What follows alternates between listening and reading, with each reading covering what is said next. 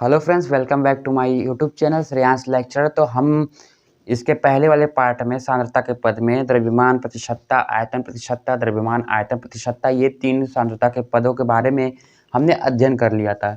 इस लेक्चर में हम पढ़ेंगे, स्टार्ट करेंगे उसके आगे वाले लेक्चर्स को। सांद्रता के पद को आगे कंटिन्यू करते हुए हम स्टार्ट कर रहे हैं पार्ट प्रति मिलियन, ppm क्या होता है। ppm जानने से पहले फ्रेंड्स मैं आपको इसका फॉर्मूला बता दे रहा हूँ। आपने इसके पहले पढ़ा होगा द्रव्यमान प्रतिशतता। तो द्रव्यमान प्रतिशतता में आपने देखा था कि उसमें होता है विलेय का द्रव्यमान बटा होता है विलयन का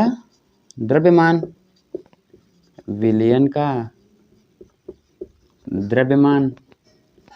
फ्रेंड्स ये यहाँ पे जो था गुणे में 100 हुआ करता था, लेकिन यहाँ पे क्या होगा 10 की पावर 6 होगी, 10 की पावर 6।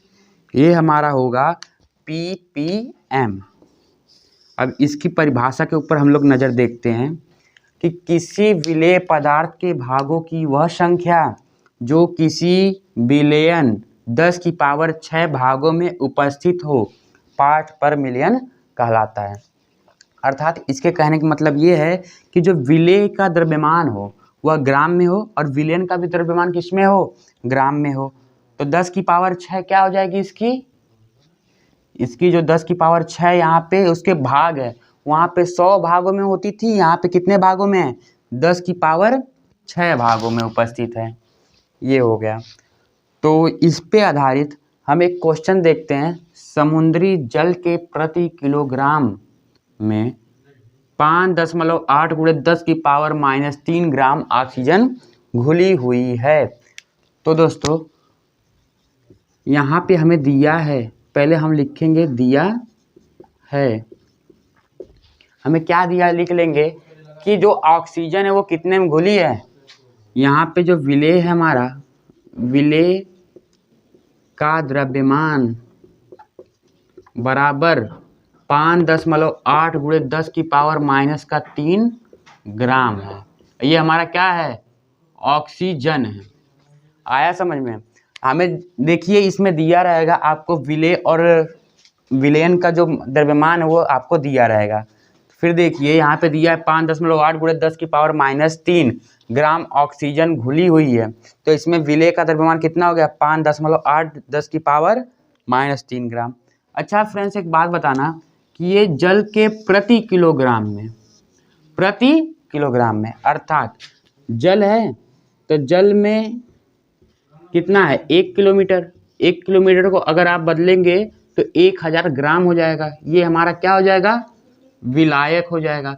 लेकिन एक बात बताओ, जब हम जल में ऑक्सीजन को घोल रहे हैं तो क्या उसके द्रव्यमान में परिवर्तन हो रहा है, नहीं परिवर्तन हो रहा है। तो ये हमारा क्या हो जाएगा, यही जो द्रव्यमान है ये हमारा हो जाएगा विलयन का द्रव्यमान। ये हमारा क्या हो जाएगा, विलयन का द्रव्यमान।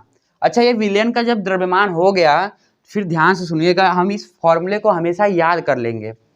इस फॉर्मूले को हम लिखेंगे ppm बराबर विलेय का द्रव्यमान अपान विलयन का द्रव्यमान गुणे 10 की पावर 6। अच्छा फ्रेंड्स, ये देखो ये जो फॉर्मूला है यहाँ पे विलेय का द्रव्यमान कितना है, 5.8 गुणे 10 की पावर -3 ग्राम अपान इसके जो विलयन है, विलयन का द्रव्यमान कितना है 1000 ग्राम, और मल्टीप्लाई में कितना होगा 10 की पावर -6। फिर यहाँ पे देखिएगा ये ग्राम से ग्राम क्या हो जाएगा, कैंसिल हो जाएगा। तो आइए मैं इसको सॉल्व करता हूँ।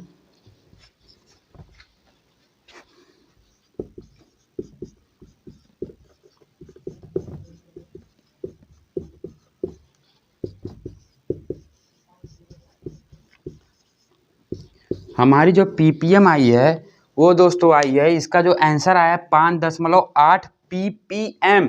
यानी ये हो गया कि अगर इसकी सांद्रता जो है ऑक्सीजन की सांद्रता ppm में 5.8 है ये हमारा आंसर हो गया है। एक बार फिर हम इसको रिवीजन करते हैं कि किसी विलेय पदार्थों के भागों की वह संख्या जो किसी विलयन में 10 की पावर 6 भागों में उपस्थित हो वह क्या कहलाएगा, पार्ट पर मिलियन कहलाएगा। इसके जो आपको न्यूमेरिकल दिए रहेंगे फ्रेंड्स, उसमें आपको विलेय और विलयन दोनों ही दिया रहेगा और हमें इस फॉर्मूले को हमेशा याद रखना है और इस फॉर्मूले के तहत हमें लगा देना है। ये हमारा आंसर हो गया। तो आइए मैं नेक्स्ट सांद्रता के पद पे चलता हूँ।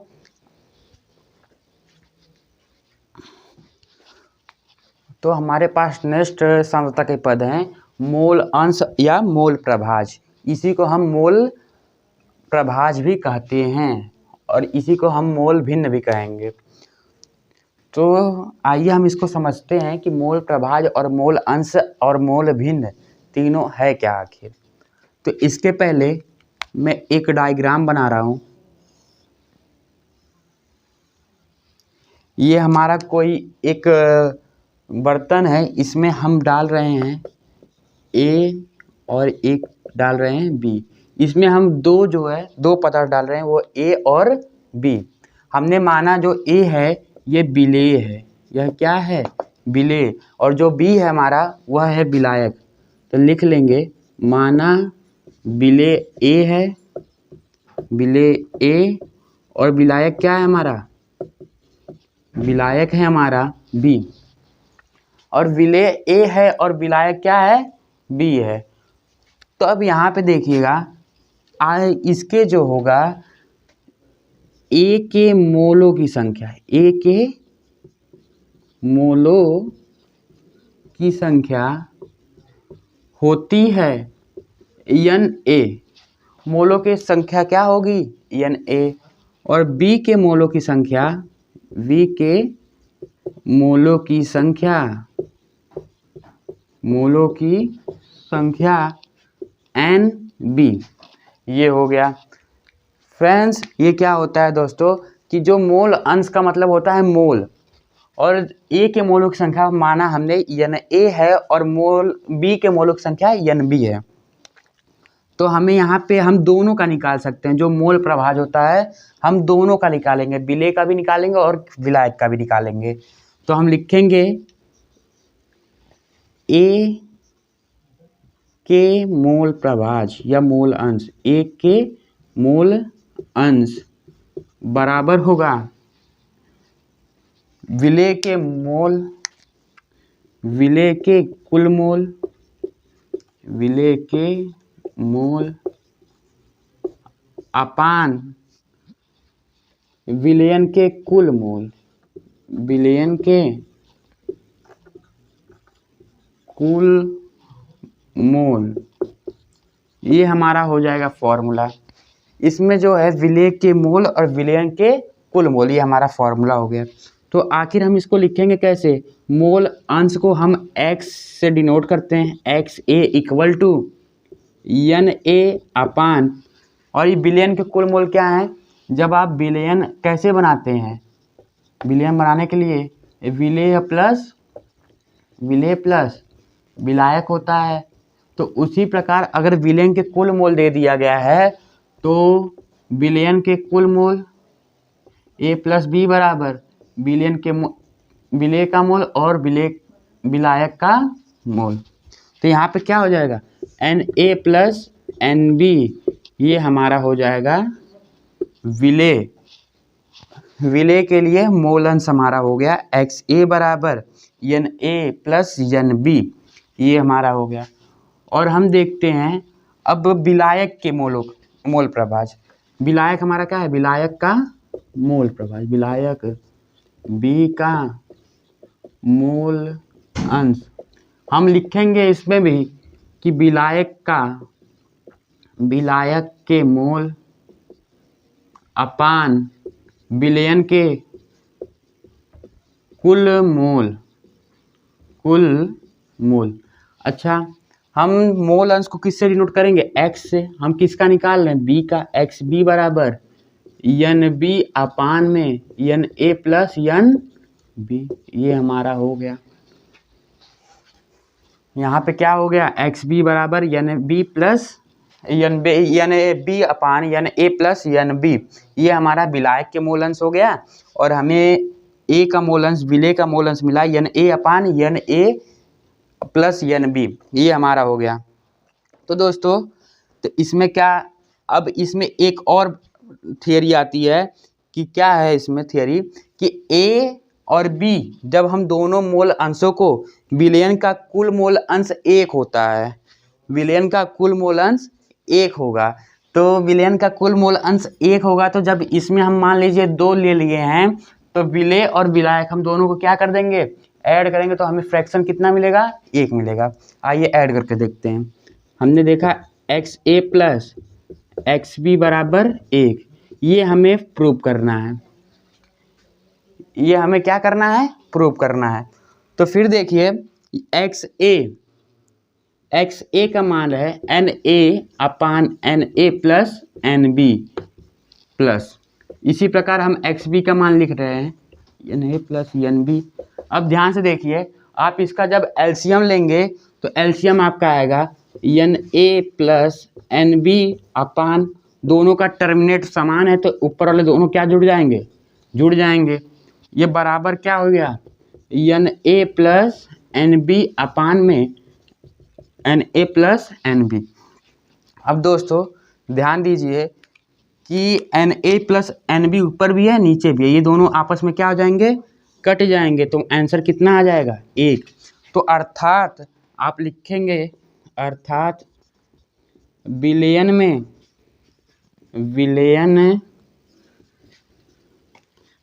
में उपस्थित विलेय और विलायक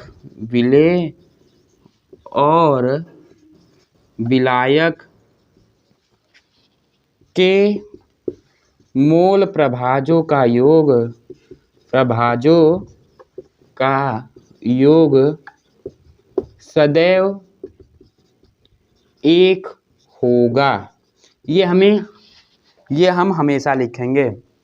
यानी हमने अभी लिया है 2 के बारे में, जब हम इसमें 3 ले लेंगे, ए बी और सी ये 3 अवयव ले लेंगे, तो उसमें भी हम क्या कर देंगे, ऐसे ही तीनों को जोड़ेंगे, कितना मिलेगा हमें, 1 मिलेगा। आइए इसका आप स्क्रीनशॉट लीजिए। अब हम ले रहे हैं 3 अवयव को जोड़ने पे 1 आएगा, हम उसको सिद्ध करने वाले हैं। अब दोस्तों हम ले रहे हैं इसमें एक अवयव ए, एक लेंगे बी और एक लेंगे सी। हमने यह क्या लिए हैं, 3 टर्म्स ले लिए हैं। तो फिर हम देखेंगे ए का मोल प्रभाज, ए का मोल अंश बराबर, अच्छा ए का मोल अंश आपने पहले पढ़ा है कि क्या होगा, विलेय का मोल अंश, विलेय के मोलों की संख्या अपान विलयन के कुल मोल, विलयन के कुल मोल। तो ए के लिए जब हम देखेंगे तो हो जाएगा N A upon N A plus N B plus N C. इसी प्रकार जब हम एक्स बी बराबर देखेंगे तो N B upon N A plus N B plus N C मिलेगा। और इसी प्रकार जब हम सी के लिए टर्म्स लेंगे तो मिलेगा N A N C upon N A plus N B plus N C, ये हमें मिला। तो फ्रेंड्स हमें क्या मिला, एक्स बी बराबर N B upon N A plus N B plus N C, मतलब हम तीनों अवयव को जोड़ दिए हैं और हम उसके ऊपर क्या है, उसकी मोल ले लिए हैं, ठीक है। तो देखिए हमें सिद्ध क्या करना है, X A plus X B plus X C बराबर 1, ये हमें टर्म्स लाना है। तो हम अब तीनों को क्या करेंगे, जोड़ देंगे। तीनों को जोड़ेंगे तो N A plus N B plus N C plus N B upon N A plus N B plus N C. इसी प्रकार एक्स सी के लिए N C upon N A plus N B plus और N C बराबर 1, ये हमें लाना है। तो देखिए नीचे वाला टर्म सब समान है, तो इसका जो एलसीएम होगा कितना होगा, Na plus Nb plus Nc, और तीनों का नीचे वाला टर्म समान है तो ऊपर वाला आपस में क्या होंगे, जुड़ जाएंगे, Nb प्लस Nc। अब देखिए दो ऊपर नीचे दोनों समान है तो ऊपर से नीचे कट जाएगा, आंसर कितना आएगा, 1। ये हमारा क्या है, इक्वलिटी है। तो हमें कितने भी विलेय विलायक दिए रहेंगे, जितने भी हमें विलयन में जितने चीज मिलकर विलयन का निर्माण करते हैं, उन सभी के पदों को जोड़ेंगे, जब उनके मूल अंशों को खुद में जोड़ेंगे तो हमें आंसर कितना आएगा, 1 मिलेगा। तो आइए अब हम इसके ऊपर एक क्वेश्चन करते हैं, आप इसका स्क्रीनशॉट ले लीजिए, फिर हम क्वेश्चन के ऊपर चलते हैं। तो फ्रेंड्स हमें दिया हुआ क्वेश्चन, 1 बिलियन में 16 ग्राम CH3OH, इसे हम बोलते हैं मेथेनाल बोलेंगे। जो ये हमारा मेथेनाल है ना दोस्तों, तो ये हमें पढ़ना है, ऑर्गेनिक केमिस्ट्री में पढ़ना है, इसको हम ऑर्गेनिक केमिस्ट्री के टर्म्स में पढ़ेंगे।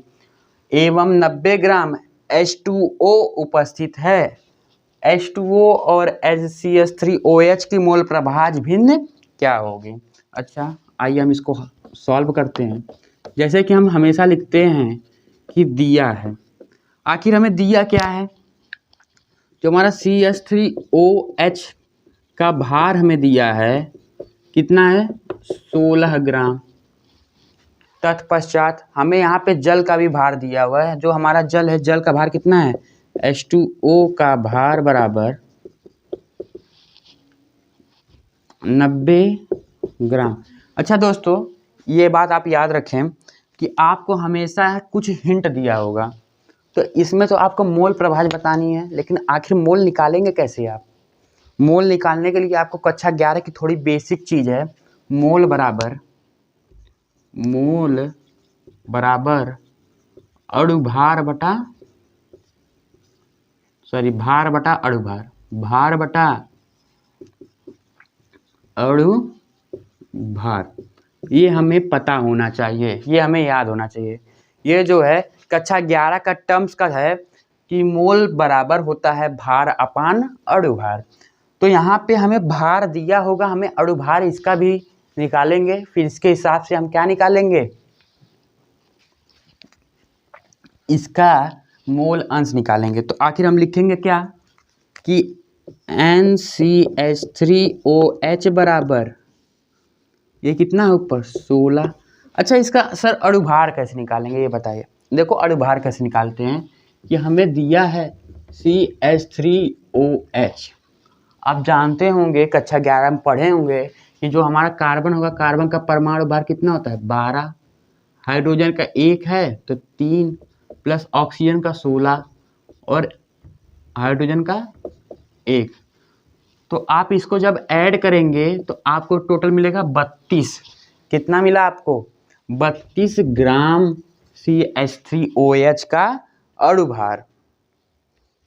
तो फिर जो हमारा भार है यहाँ पे 16 है और अणुभार इसका कितना है 32। जब आप इसको डिवाइड करोगे तो मिलेगा आपको 0.5। इसके मोलों की संख्या कितनी हो गई 0.5, ये आपके मोल हो गए। इसी प्रकार H2O का निकालेंगे। H2O का जो हमारे पास है NH2O बराबर 90 अपान, इसी प्रकार हम H2O का परमाणु भार निकाल लें। H2O बराबर हाइड्रोजन का 1 होता है तो यहाँ पे 2 अणु हैं, प्लस 16 बराबर हो गया 18। आपका कितना हो गया 18, ये हो गया आपके 5 मोल। ये हमारा आपका कितना हो गया 5 मोल। तो यहाँ पे जो हमारा जल है, जल का मोलों की संख्या हो गई 5 मोल, और जो मेथेन है, मेथेन की मोलों की संख्या हो गई 0.5 मोल। तो हम देखेंगे XA बराबर, ध्यान से सुनिएगा, XA बराबर ऊपर क्या रहेगा विलेय का मोल अपान विलयन का कुल मोल। तो XA बराबर हमें क्या मिला, जो XA है, XA की वैल्यू मिली आपको 0.5 अपान 5 + 0.5। जब आप इसको सॉल्व करेंगे तो आपको मिलेगा 0.91। ये आपको मिलेगा। आप इसको जब सॉल्व कीजिएगा घर पे तो आपको कितना मिलेगी, इसकी वैल्यू फाइंड होगी x के बराबर 0.91। तो इसी प्रकार हम xp का निकाल रहे हैं। xp का है 5 + 0.5। जब आप इसको भी करेंगे, इसको भी सॉल्व करेंगे तो आपको मिलेगा 0.9।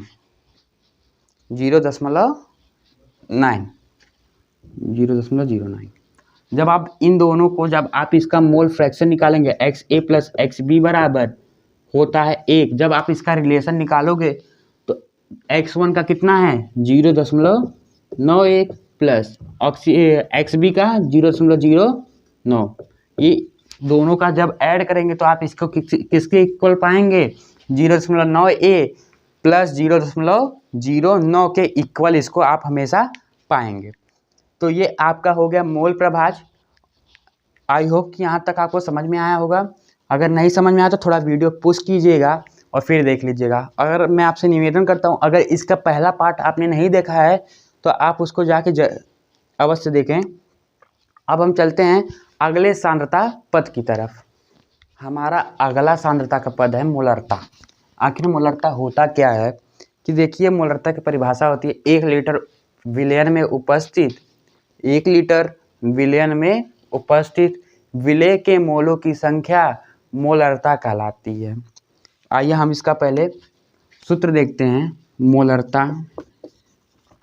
मोलरता जो होती है, हम इसको कैपिटल M से डिनोट करते हैं।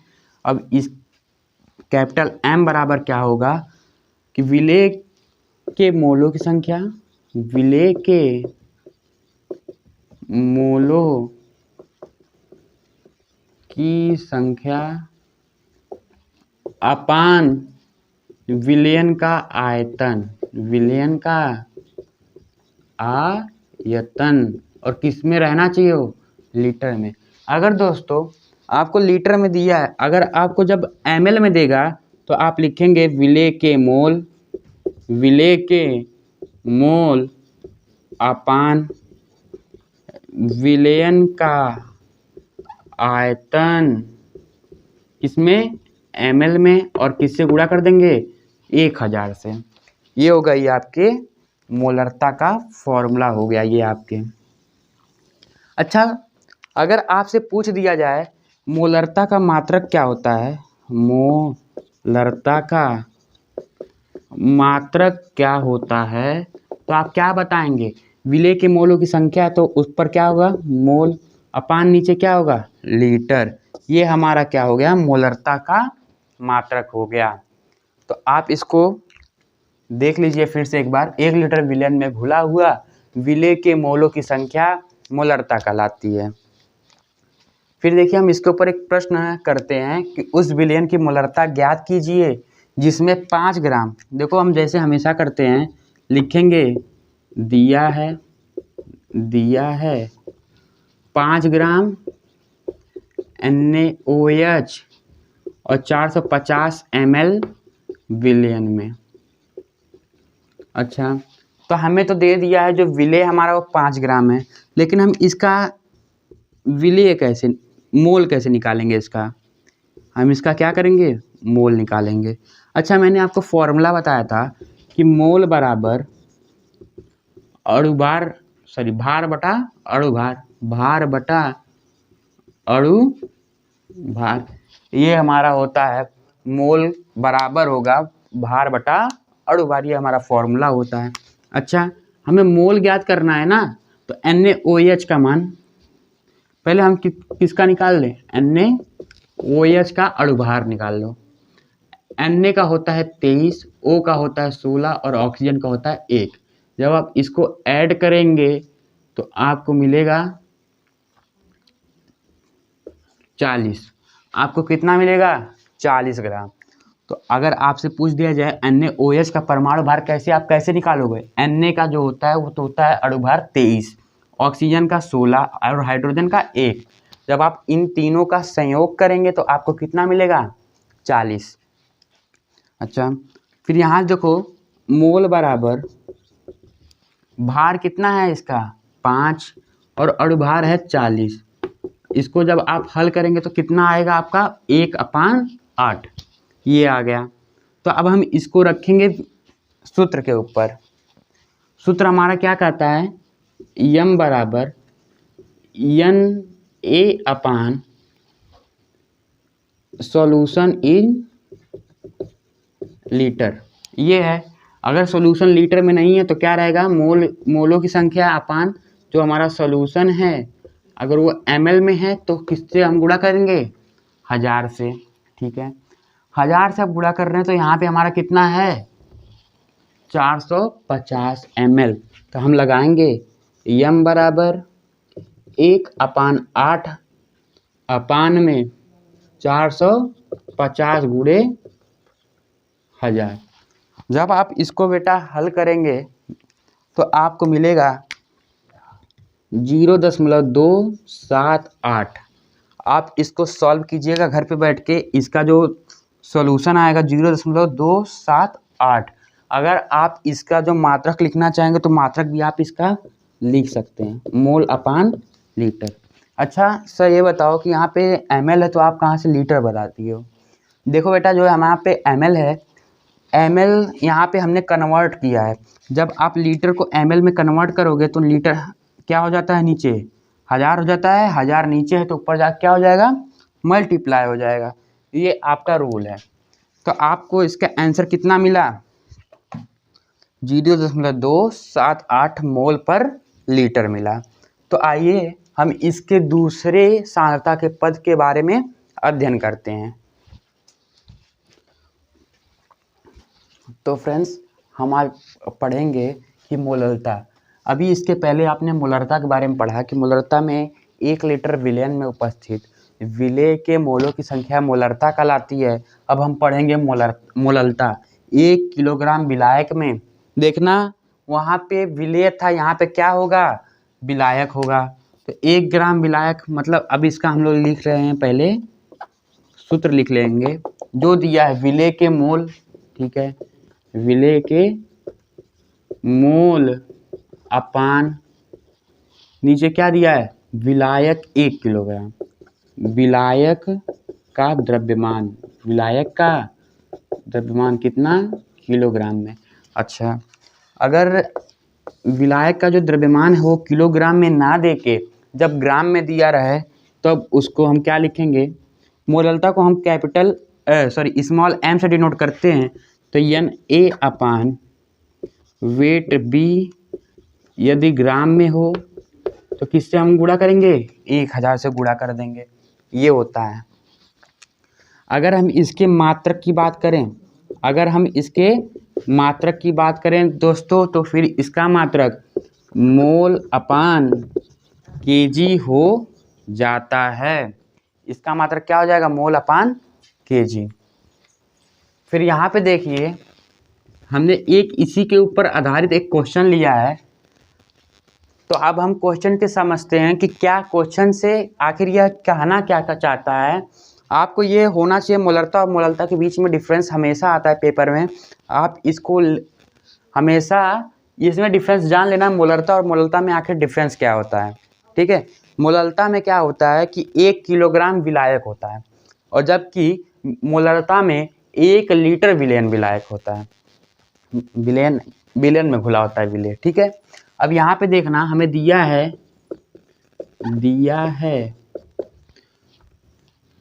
H2SO4 कितना है, 4.9 ग्राम, 4.9 ग्राम।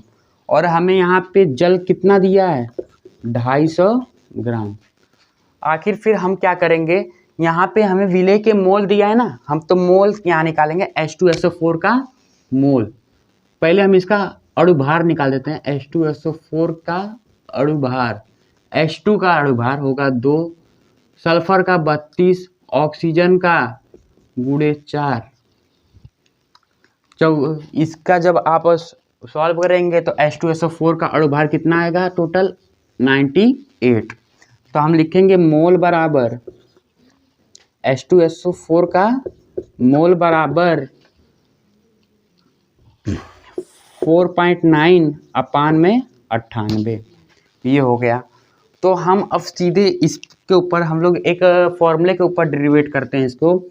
कैपिटल M बराबर 4.998 अपान 250 गुणे 1000।